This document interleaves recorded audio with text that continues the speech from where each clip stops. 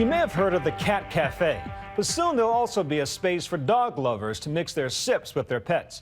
In fact, whether you're into cuddly animals or dancing robots, there's a themed restaurant out there for everyone, no matter how obscure your taste.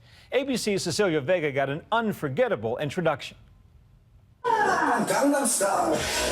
For those seeking a truly bizarre dining experience, well, Tokyo is calling. I'm here on a mission to see as many of these themed cafes as I can. There are several hundred all around Japan, catering to just about any fantasy you can dream up.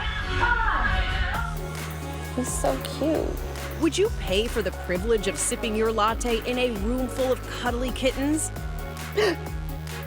Whoa, he bit me. Oh, wow.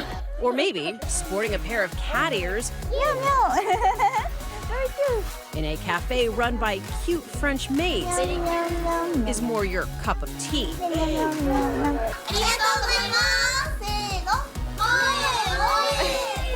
is happening? Lost in translation? My princess and my master. Hardly. Themed cafes straight from Japan are coming to a city near you. Feast your eyes on America's very first cat cafe. Oh my gosh. Lots of cats. So many cats. Opened in October in Oakland, California, and quickly followed by a copycat in New York. Oh my gosh, this one is wearing a little shirt. They're even showing up in Katy Perry's film, Part of Me. In Japan, a lot of people who come, they're lonely. They can't own cats in their apartments because their housing is too small. It's where I meet La Carmina, a fashion and travel blogger who literally wrote the book on Japan's weirdest themed restaurants. To me, it's where you get immersed in the fantasy experience. There are bunny cafes. I went to the owl cafe where you can pet owls and have them sit on your head. Like blood, there's a vampire cafe for you. Or maybe a little disco Jesus, some bondage, even a sexy cabaret robot dance party. The big question is, why? What do you get out of this? You get to escape your humdrum life. There's certainly nothing humdrum about this Tokyo neighborhood. Locals call it Electric Town, a haven for gamers and anime lovers and home to the theme cafe that started it all. I've never been to a Maid Cafe before. You have to tell me what to do. Okay, This is all new to me. Okay, I explain system first. Okay. First, I am anointed a princess of the dreamland. Okay. Okay. 3, 2, 1. Welcome back, princess. おかえりなさいませ、お嬢様。 And then my maid helps me choose from a syrupy, sweet menu. What does it mean to be a maid here? Me. What is your job? I'll give you happiness. You give me happiness? Yeah. That's your job description? Yeah. This is no children's restaurant. There are grown men here in suits, and they seem to be enjoying themselves a lot.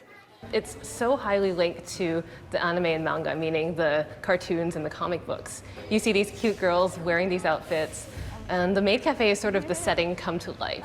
Is it sexual? No, nothing seedy goes on at Maid Cafes. I'm not so convinced of everyone's pure intentions, Don't mind my ears. so I do a little digging. So I have to ask, you're a good-looking young guy. Oh, thanks. Did you come in here because, the girls are cute and it's like kind of a fantasy thing? I'm not into this stuff. You're not really into the maid thing so much? It's a cuteness overload. Meow, meow. Oh, I have to meow when you pour? Yes, cuteness overload is an appropriate way to describe this experience. Moe. Cute. Thank you. Turns out there's a word for what's happening to me. People call that moe, and that's a term that you'll often see in Japanese anime, where when a guy has a crush on this girl, you can see the hearts coming out of his eyes. Thank you. You're very cute. Thank you, you're very cute. Yeah. Like an explosion, an overdose of adorable cuteness. Hearts were popping out everywhere. I could not keep it together. I'm having a moment, it's too hysterical. Dessert was followed by a lip-synced J-pop mashup of straight-up weirdness.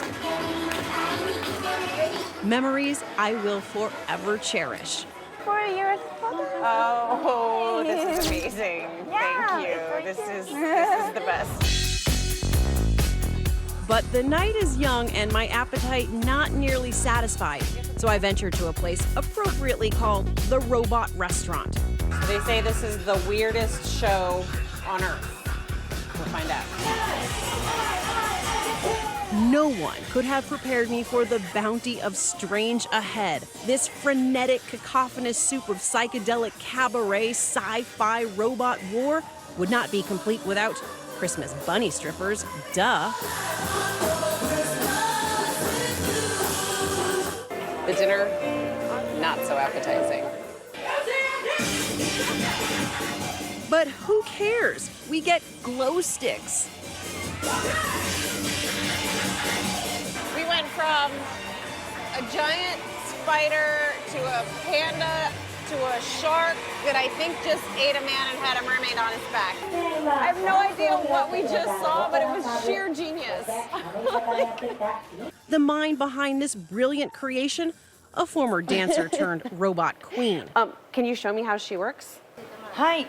She invites me to board one of her more well-endowed cast members. Oh, her boobs move? Oh my God. I feel like there's something like hitting me in the head. What is this show about? I watched it and I could not understand. She tells me the show is for middle-aged businessmen, basically a greatest hits of all their boyhood fantasies, robots, war, and sex. So this is like every man's fantasy. I say that as I lift her boobs. Definitely. But now, she says, plenty of women and tourists from around the world love it too. Her dream is to bring the show all the way to Vegas. And why not? If Tokyo-inspired cafes featuring maids, cats, and even cuddles can thrive in American cities like New York, Oakland, and Portland. So we've been open for a month and had 34 adoptions so far. Oh my gosh, you're kidding. That's really good. More than one a day, basically. And even managed to serve a good cause along the way. Wow. It is over one a day. That's incredible.